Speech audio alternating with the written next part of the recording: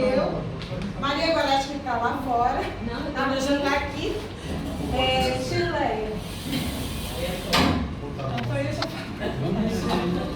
Antônia que está ali ajeitando o cenário. Nossa Enigma. Enigma.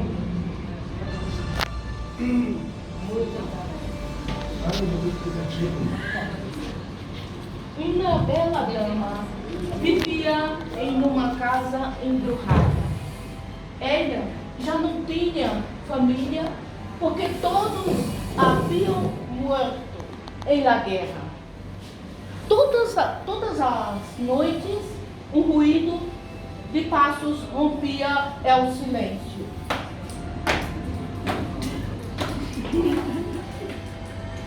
A senhora se despertava e quando abria a porta já podia ver o fantasma que caminhava pelo sendeiro com um perro viejo.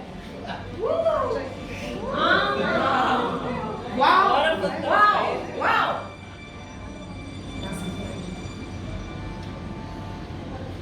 Uma noite, muito assustada, decidiu surpreender ao fantasma. Se armou com um palo grande e mirou por la puerta. Então, Papá! Papá! Papá! Papá! estava que queria que papá. Ela tratou de abraçá-lo, pero abraçou o vazio. O fantasma aí estava no caminho com seu perro.